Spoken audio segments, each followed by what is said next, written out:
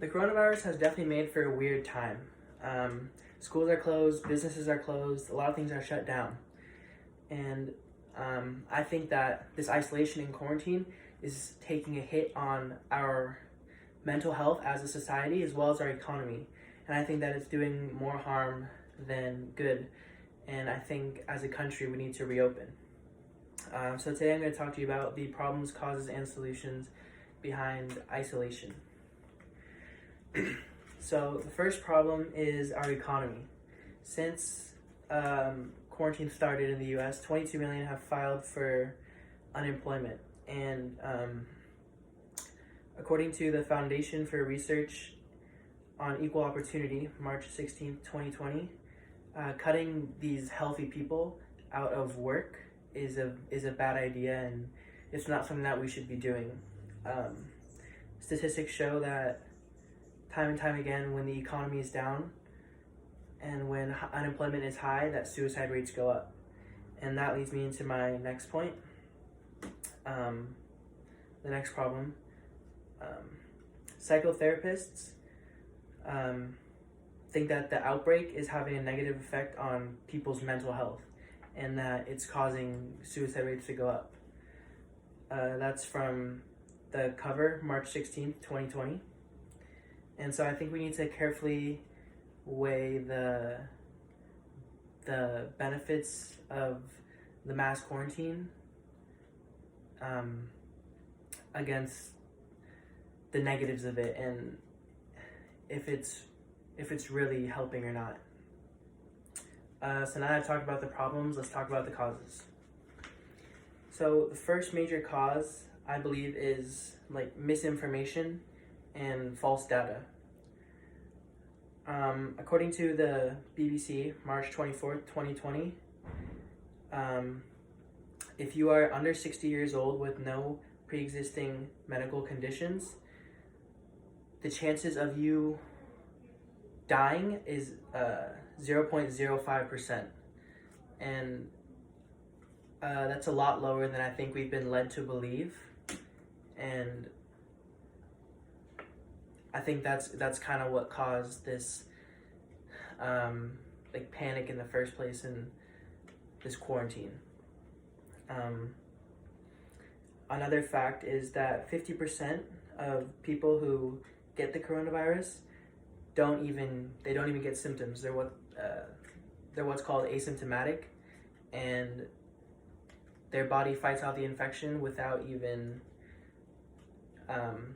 the person even getting any symptoms. So I think that just goes to show how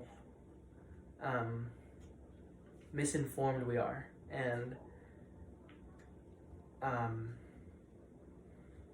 how maybe we would benefit from opening up to a certain extent. So now I've talked to you about the causes, let's talk about the solutions. So one of the first things that we can do in quarantine for our mental health is keep ourselves occupied and busy.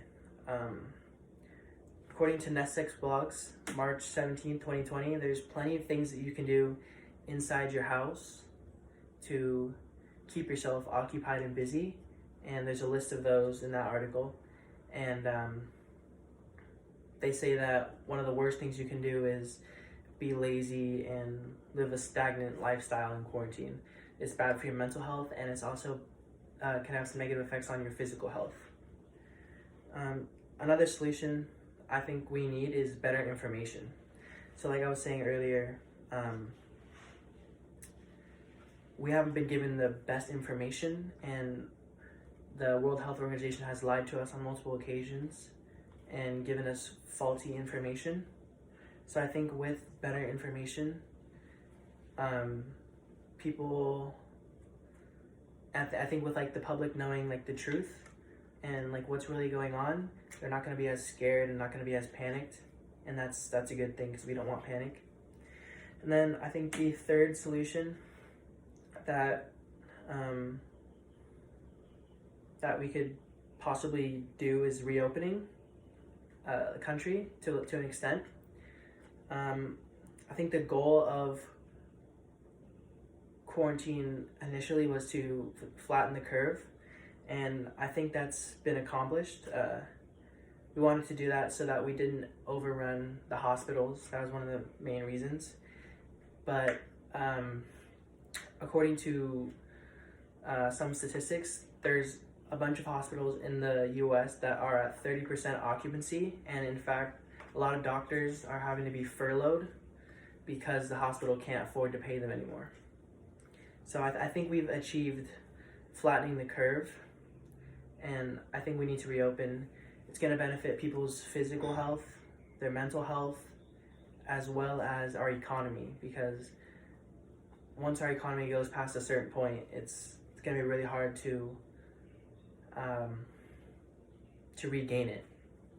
So these are all viable solutions. Today I'm talking about the problems, causes, and solutions behind isolation. So this is a weird time for all of us, and I think one of the main things that we can do to help us as a society and as a population is to work through it together. I don't think we handled the situation very well as a country, but that was because there was a lot of misinformation, and I don't think there's going to be a perfect solution either. So I think a lot of it is just going to be working through it, sticking with it, and just being